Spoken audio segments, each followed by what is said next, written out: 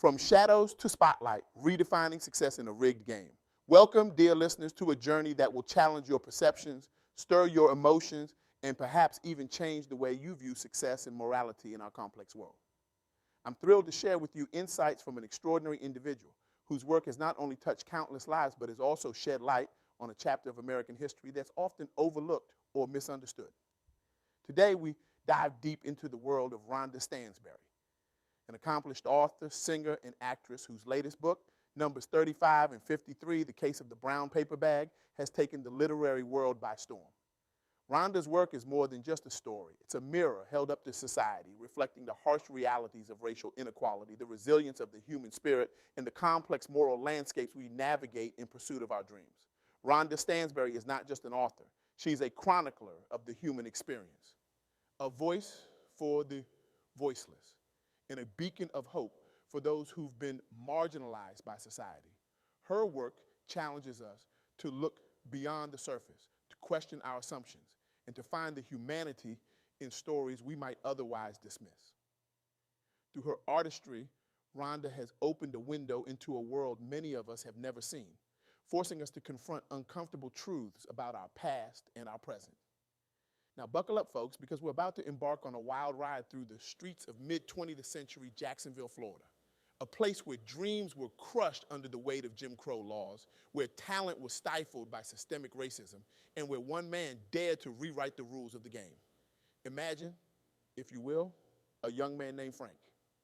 Picture him standing on a baseball diamond, the Florida sun beating down on his face, a mitt in his hand, and dreams of major league glory dancing in his head. Can you feel the weight of that baseball, the anticipation of the perfect pitch, the roar of an imaginary crowd? Now watch as those dreams crumble like a sandcastle in the tide, washed away by the harsh reality of Jim Crow laws. Feel the gut punch of disappointment, the bitter taste of injustice. It's enough to make anyone give up, isn't it? But not our Frank. Oh no, Frank had something that Jim Crow couldn't crush, an indomitable spirit and a refusal to accept the hand he'd been dealt. So, what did Frank do when society slammed every conventional door in his face? He found a window, climbed through it, and ended up in a place that might raise a few eyebrows. Ladies and gentlemen, Frank became a numbers runner.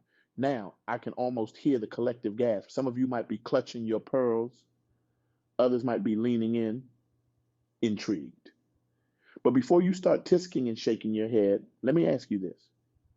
What would you do if every legitimate path to success was blocked? If your dreams were deemed invalid simply because of the color of your skin? Would you quietly accept your place in society, or would you look for another way? Frank chose another way. He dove headfirst into the world of Bolita, a game akin to the lottery. But this wasn't just about making money. Oh no. This was about creating opportunities where none existed. This was about taking control in a world that sought to control him. And boy, did Frank create opportunities. He didn't just survive, he thrived. He gained a fortune, yes, but more importantly, he gained respect. In a world that tried to make him invisible, Frank became a beacon of hope, a living, breathing example of what was possible. Now, I know what some of you are thinking, but wasn't that illegal? Well, yes, it was. And here's where our story gets really interesting, folks, because we're not just talking about one man's journey from rags to riches. We're talking about the complex moral landscapes we navigate when the system is rigged against us. Frank's story forces us to confront some uncomfortable questions. In a society that systematically denies opportunities to a group of people based on the color of their skin, is it wrong for those people to create their own opportunities outside the system? When the rules are unfair, is it immoral to break them? These aren't easy questions to answer, are they? They force us to examine our own beliefs about right and wrong, about justice and injustice. They challenge us to put ourselves in Frank's shoes and ask, what would I do? But here's the kicker, folks. Frank never lost sight of who he was at his core. He remained a loving husband and father. He stayed close to God. In a world that tried to define him by his circumstances, Frank defined himself by his character. Now, let's talk about the white elephant in the room. Or should I say, the white people who couldn't control the numbers game in Jacksonville, Florida. It's a stark reminder of the racial dynamics at play, isn't it? But it also highlights something crucial, the power of economic independence. Frank had found a way to build wealth and influence outside the system that was designed to keep him down. He created his own economy, his own power structure, and in doing so, he challenged the status quo in a way that made the powers that be uncomfortable. This, dear listeners, is where Rhonda Stansberry's storytelling truly shines. She doesn't present Frank as a flawless hero or a villain. Instead, she paints a nuanced portrait of a man navigating an unjust world, making difficult choices and living with their consequences. It's a story that forces us to confront our own biases and assumptions. But let's dig deeper, shall we? What can we learn from Frank's story? First and foremost, it teaches us about adaptability. When life throws you a curveball, sometimes you need to change your stance. Frank's dream of baseball glory morphed into a different kind of game, one where the stakes were higher and the rules were unwritten. Secondly, it's a lesson in creating value where others see none. The numbers game, frowned upon by society at large, became a lifeline for a community starved of economic opportunities. It's a reminder that sometimes innovation comes from the most unexpected places. Thirdly, Frank's story is a masterclass in maintaining one's integrity in challenging circumstances. Despite operating in a gray area legally, he never lost sight of his values. He remained a pillar of his community, a loving family man, and a person of faith. It's a powerful reminder that our circumstances don't define our character, our choices do. Now, I can almost hear some of you shifting uncomfortably in your seats. Are we glorifying illegal activities? You might be wondering. It's a fair question, and it's precisely the kind of complex moral dilemma that Rhonda Stansberry's book forces us to grapple with. There are no easy answers here, folks. Instead, we're invited to consider the shades of gray that color real life. But let's pivot for a moment and consider Rhonda Stansberry herself. As an author, singer, and actress, she embodies the multifaceted nature of creativity. Her decision to tell Frank's story is a testament to her understanding of the power of narrative. Through her words, she breathes life into history, making us feel the weight of Frank's decisions, the tension of his daily existence, the joy of his triumphs. Stansberry's work reminds us of the importance of telling our own stories. In a world where narratives about marginalized communities are often shaped by outsiders, books like Numbers 35 and 53 reclaim the narrative. They offer us a view from the inside, helping us understand the complexities and nuances that are often lost in broader historical accounts. This brings us to a critical point: the role of art in social change. Stansberry's book isn't just entertainment, it's a tool for education and empathy. By immersing us in Frank's world, she challenges our preconceptions and expands our understanding. This is the power of storytelling at its finest. Now, let's talk about you, dear listener. What can you take away from this story? First and foremost, it's a call to examine your own biases and assumptions. How often do we judge others without fully understanding their circumstances? Frank's story invites us to pause, to consider, to empathize before we judge. Secondly, it's an invitation to reflect on your own dreams and the obstacles you face. What are your metaphorical Jim Crow laws? What systems or beliefs are holding you back? And more importantly, how can you innovate? How can you find your own path to success?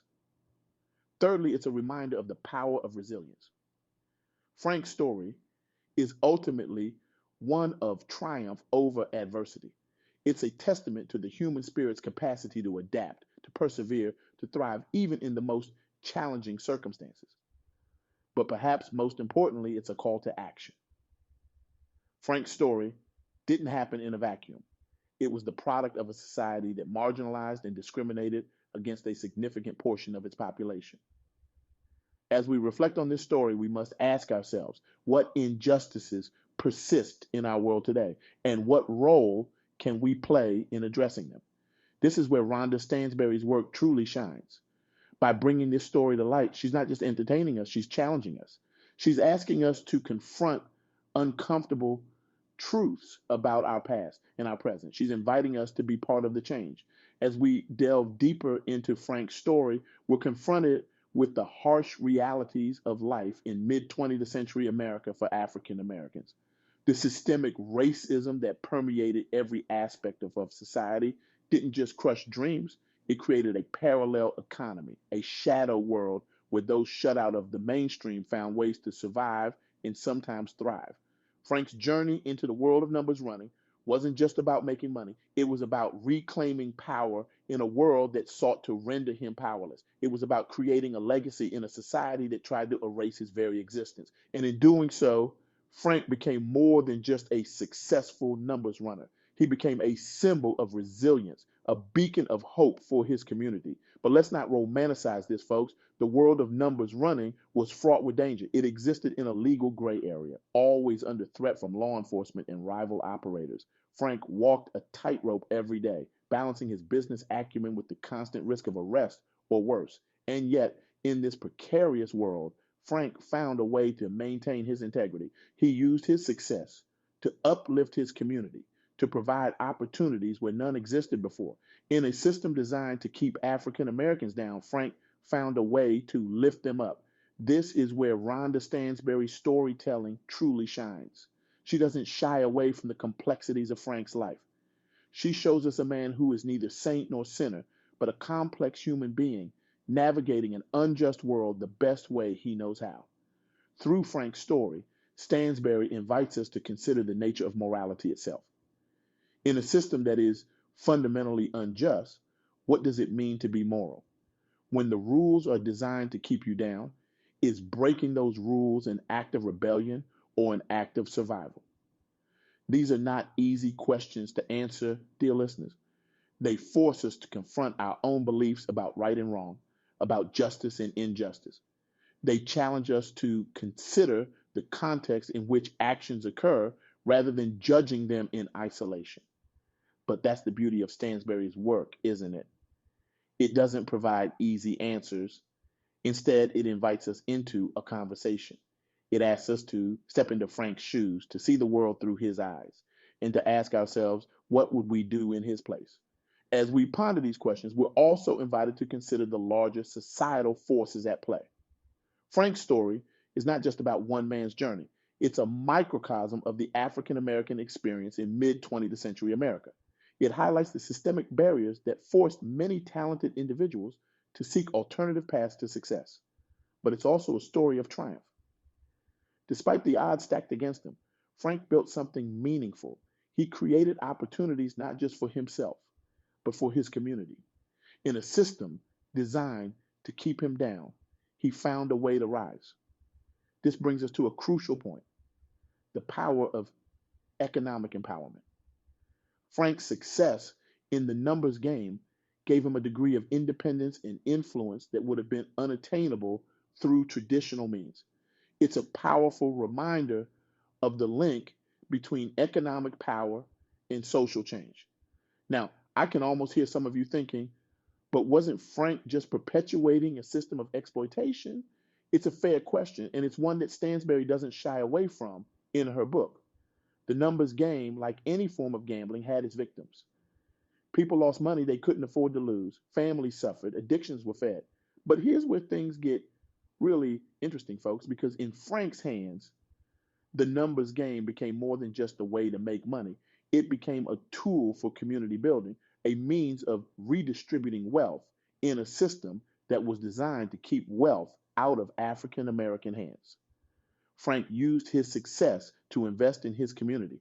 He provided jobs, he funded education, he supported local businesses. In a world where traditional banks refused to lend to African Americans, Frank became a one man financial institution, providing capital to those who had been shut out of the mainstream economy. This is the complexity that Rhonda Stansberry captures so beautifully in her work. She shows us that in a world of systemic injustice, the lines between right and wrong, legal and illegal, moral and immoral become blurred. She challenges us to look beyond simple categorizations and to consider the full context of a person's actions. But let's zoom out for a moment and consider the larger implications of Frank's story. What does it tell us about the society we live in? What lessons can we draw from it for our own lives? First and foremost, Frank's story is a testament to the human spirit's capacity for resilience and innovation. When faced with seemingly insurmountable obstacles, Frank didn't give up. He got creative. He found a way to succeed in a system that was designed to ensure his failure. This is a powerful lesson for all of us, dear listeners. How often do we let obstacles defeat us? How often do we accept the limitations that others place on us?